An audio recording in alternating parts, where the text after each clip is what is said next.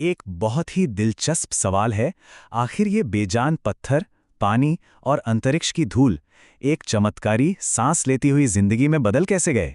खैर, आज हम इन सोर्स मटेरियल्स को डीपली एनालाइज करके इसी सबसे बड़ा रहस्य को सुलझाने वाले हैं। ये सफर सच में दिमाग को हिला देने वाला है। इस वैज्ञानिक रहस्य की शुरुआत करने के लिए थोड़ा सा अजीब लगने वाला एक सवाल पूछते हैं। एक इंसान और एक केले के डीएनए में आखिर क्या समानता हो सकती है? सुनकर शायद थोड़ा अजीब लगे, पर इसका जवाब सच में चौंका देने वाला है। ये समानता पूरे 60% है। जी हाँ, 60%। ये इतना बड़ा आंकड़ा इस बात का ठोस प्रमाण है कि अगर हम 3.7 बिलियन ईयर्स मतलब ऑलमोस्ट 4 बिलियन ईयर्स पीछे जाएं, तो इस ग्रह पर मौजूद हर एक जीव का एक ही आम पूर्वज था, एक सिंगल एंसेस्टर जिससे ये पूरी की पूरी सृष्टि विकसित हुई है। इसी एंसेस्टर को ल्यूका कहा जाता है, the last universal common ancestor. ये एक सिंगल सेल माइक्रोब था जिससे आगे चलकर सारे पौधे, जानवर, फंगाई और बैक्टीरिया बने। लेकिन यहाँ सबसे अहम और विज्ञान का सबसे बड़ा रहस्य ये है कि आखिर एक बेजान निर्जीव पदार्थ से ये ल्यूका बना ही कैसे। तो इस सोर्स डेटा को समझने के लिए हम इन अहम पड़ावों से गुजरेंगे। The universal common ancestor, defining the spark of life, cosmic ingredients for complexity, replication and cell boundaries, और आखिर में द पावर ऑफ मेटाबॉलिज्म। चलिए देखते हैं कि कैसे करोड़ों सालों के इस केमिकल एवोल्यूशन ने जीवन के शुरू होने की उन सारी शर्तों को पूरा किया। सबसे पहले बात करते हैं defining the spark of life, myth versus chemical reality की। सदियों तक लोगों का मानना था कि चीजों को जिंदा रखने के लिए कोई जादुई शक्ति काम करती है। लेकिन अर्ली साइंटिस्ट्स ने यह कैसे साबित किया कि जीवन असल में सिर्फ एक कॉम्प्लेक्स केमिकल प्रोसेस है, ये जानना सच में दिलचस्प है। अगर हम इन इवेंट्स पर ध्यान दें तो 1780s में लवॉइसियर ने बॉडी की हीट को जलते हुए कोयले से कंपेयर किया। फिर 1790s में गैल्वानी ने एक मरी हुई मेंढक में गलती से एनिमल इलेक्ट्रिसिटी खोज ली। और उसके बाद आता है 1828 का वो चौंका देने वाला एक्सपेरिमेंट, जहां वोहलर ने गलती से इनऑर्गेनिक मैटर से एक ऑर्गेनिक कंपाउंड यानी यूरिया बना दिया। इसने पूरी दुनिया को हैरात में डाल दिया, क्योंकि इसने साबित कर दिया कि बॉडी के कंपाउंड्स एक लैबोरेटरी में भी बनाए जा सकते हैं। और यहां से जन्म होता है ऑर्गेनिक केमिस्ट्री का। हिस्ट्री में पहले यह माना जाता था कि ऑर्गेनिक केमिस्ट्री सिर्फ जिंदा जीवों के अंदर ही होती है, पर इस खोज ने क्लियरली साबित कर दिया कि सजीव और निर्जीव चीजें दोनों एक्चुअली बिल्कुल सेम केमिकल प्रिंसिपल्स पर काम करती हैं। जिंदा होने और बेजान होने के बीच के केमिकल नियम आपस में अलग नहीं हैं। अब जीवन को क्लियरली डिफाइन करना थोड़ा ट्रिकी है, इसीलिए विज्ञान एक 4 शर्तों वाली बायोफिजिकल चेकलिस्ट का इस्तेमाल करता है।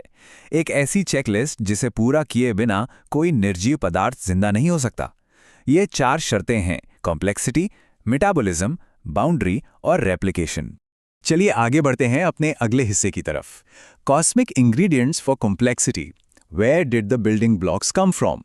एक बहुत ही सरप्राइजिंग थियरी है जो कहती है कि जीवन के ये एलिमेंट्स लिटरली आसमान से गिरे थे। अंतरिक्ष असल में एक केमिकल फैक्ट्री की तरह है। पैंसपर्मिया थ्योरी का कहना है कि लाइफ के बिल्डिंग ब्लॉक्स स्पेस से आए थे, और इसके ठोस प्रमाण भी हैं, जैसे कि 1969 का मर्चेंसन मीटियोराइट, जिसमें 20 से ज़्यादा वही अमीनो एसिड्स पाए गए थे जो आज इंसानों में होते हैं। इसके अलावा स्पेक्ट्रोस्कोपी से स्पेस क्लाउड्स में अमोनिया और फॉर्मल्डिहाइड, और यहाँ तक कि सैजिटेरियस B2 क्लाउड में राइबोज जैसी चीज़ें मिली हैं जो डीएनए और आरएनए के लिए बहुत ज़रूरी होती हैं। वैज्ञानिक जेम्स लवलॉक का एक बहुत ही बेहतरीन कोट इस बात को एकदम परफेक्ट तरीके से समझाता है। ये ब्रह्मांड एक बड़े गोदाम की तरह है जिसमें जीवन के लिए ज़रूरी सारे स्पेयर पार्ट्स अवेलेबल हैं। इसका सिंपल सा मतलब यह है कि पृथ्वी को लाइफ के मॉलिक्यूल्स का शून्य से आविष्कार नहीं करना था, उसे बस उन्हें एक साथ असेंबल करना था। चार्ल्स डार्विन ने सबसे पहले अपने वार्म लिटिल पॉन्ड आइडिया से इसका अनुमान लगाया था, लेकिन 1953 के प्राइमोर्डियल सूप हाइपोथेसिस यानी मिलर-यूरे एक्सपेरिमेंट ने इसे फिजिकली साबित कर दिया। जब उन्होंने इनऑर्गेनिक गैसेस में बिजली का झटका दिया तो ऑर्गेनिकली अचानक से लाइफ के बिल्डिंग ब्लॉक्स यानी अमीनो एसिड्स पैदा हो गए। लिटरली एक इलेक्ट्रिक स्पार्क ने उस केमिकल सूप में जान फूंक दी। अब आते हैं तीसरे पड़ाव पर, replication and cell boundaries, trapping the code of life. जब कॉम्प्लेक्स मटेरियल्स आसपास तैर रहे थे तो अगली सबसे बड़ी चुनौती ये समझना थी कि इन मॉलिक्यूल्स ने खुद को कॉपी करना कैसे सीखा और एक प्रोटेक्टिव वॉल कैसे बनाई। दी आरएनए वर्ल्ड हाइपोथेसिस हमें बिल्कुल यही समझाती है। इसमें मिट्टी की सतह यानी क्ले मिनरल सर्फेसिस ने एक आधार का काम किया। इस चार्ज्ड मड ने ऑर्गेनिक मॉलिक्यूल्स को एक साथ बांध दिया, जिससे वो एक के ऊपर एक जुड़कर सेल्फ रेप्लिकेटिंग आरएनए बन गए। फिर वही आरएनए आगे चलकर स्टेबल प्रोटीन्स में डेवलप हुआ और इवेंचुअली एक बहुत ही स्टेबल लॉन्ग लास्टिंग डीएनए बन गया, जो आज हम देखते हैं। बाउंड्रीज कैसे बने, इसे समझने के लिए रोजाना इस्तेमाल होने वाले साबुन के एग्जाम्पल लेना बेस्ट रहेगा। एक फैटी एसिड के दो हिस्से होते हैं, हाइड्रोफिलिक जो पानी की तरफ आकर्षित होता है और हाइड्रोफोबिक जो पानी को दूर भगाता है। इस वजह से वो अपने अंदर के हिस्से को सुरक्षित रखने के लिए नेचुरली छोटे छोटे बुलबुले बना लेते हैं। और जब उन्हीं लिपिड बुलबुलों ने बिल्कुल अचानक गलती से उस सेल्फ रेप्लिकेटिंग आरएनए को अपने अंदर कैद कर लिया, तब जन्म हुआ सबसे पहले प्रोटोसेल्स का। ये एक बहुत बड़ा टर्निंग पॉइंट था। इन प्रोटोसेल्स ने अपने अंदर के केमिकल प्रोसेस को बाहर के क्योटिक वातावरण से बिल्कुल अलग और सुरक्षित कर दिया था। अब हमारी चेकलिस्ट का आखिरी हिस्सा आता है, द पावर ऑफ मेटाबॉलिज्म। देखिए, डीएनए को कॉपी करने के लिए बहुत ज्यादा ऊर्जा यानी इमेंस एनर्जी चाहिए होती है। तो इन शुरुआती प्रोटोसेल्स को जिंदा रहने और ग्रो करने के लिए, सर्वाइव करने के लिए एनर्जी लेने का कोई तरीका ढूंढना ही था। इसका जवाब मिलता है हाइड्रोथर्मल वेंट थ्योरी में।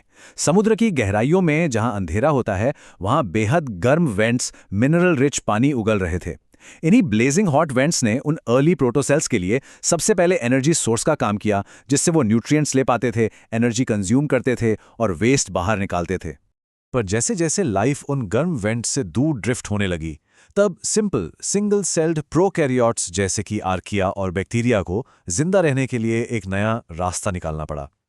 उन्हें या तो एक दूसरे को खाना था या फिर सर्वाइव करने के लिए एक साथ मिलकर टीम अप करना था। और यही वो पॉइंट था जिसने कॉम्प्लेक्स मल्टी सेल्यूलर यूकैरियोट्स बनने की शुरुआत की। ये एक बहुत ही क्रूशल जंप था। इसे दी एंडोसिम्बायोसिस मिरेकल कहते हैं। 1960s में लिन मार्गुलिस ने डिस्कवर किया कि आर्किया और बैक्टीरिया एक दूसरे के वेस्ट पर जिंदा रह रहे थे। फिर अचानक एक आर्किया ने बैक्टीरिया को पूरी तरह से निगल लिया, पर उसे डाइजेस्ट नहीं किया। वो इंटरनल बैक्टीरिया धीरे धीरे इवॉल्व हुआ और हमेशा के लिए उस सेल का पावर प्लांट बन गया, जिसे आज हम माइटोकॉन्ड्रिया कहते हैं। ये वाकई किसी नेचुरल मिरेकल से कम नहीं है। 2 लाख गुना। जी हाँ, ये विशाल आंकड़ा दर्शाता है कि साधारण बैक्टीरिया की तुलना में एक कॉम्प्लेक्स सेल के पास कितनी ज्यादा ऊर्जा यानी एनर्जी होती है। 200,000 टाइम्स। यही वो इमेंस पावर थी जो आगे चलकर पेड़ों और इंसानों जैसे मल्टी सेल्यूलर लाइफ फॉर्म्स को बनाने के लिए सबसे ज्यादा जरूरी थी। तो अगर हम इस पूरी क्रोनोलॉजी और सफर पर नजर डालें तो साफ दिखता है कि 4 बिलियन साल पहले मीटियोर्स आसमान से गिरे, 3.7 बिलियन साल पहले लूका इवॉल्व हुआ और करीब 1.5 बिलियन साल पहले कॉम्प्लेक्स मल्टीसेल्यूलर ऑर्गेनिज्म सामने आए। जीवन का शुरू होना कोई अचानक घटी हुई मैजिक ट्रिक नहीं था। ये तो स्टारडस्ट से लेकर सेल्स तक का करोड़ों सालों का एक धीमा, रासायनिक और बेहद शानदार स्पेक्ट्रम था। और इन सब बातों के जानने के बाद एक बहुत ही हैरात अंगेज रियलिटी दिमाग में आती है। जीवन की इस बायोलॉजिकल चेकलिस्ट और उत्पत्ति को देखते हुए, क्या धरती पर मौजूद हर एक जीव, हर एक लाइफ फॉर्म, क्या सच में सिर्फ और सिर्फ अंतरिक्ष की खूबसूरती से सजी हुई धूल यानी स्टारडस्ट का ही एक रिऑर्गेनाइज्ड हिस्सा है? सोचिए जरूर। जो कुछ भी लाइफ को स्पार्क करने के लिए जरूरी था, वो कहीं अचानक से पैदा नहीं हुआ, उसे कॉस्मोस से पृथ्वी पर लाया गया था। ये सच में अपने आप में एक बहुत ही बड़ा और खूबसूरत रहस्य है।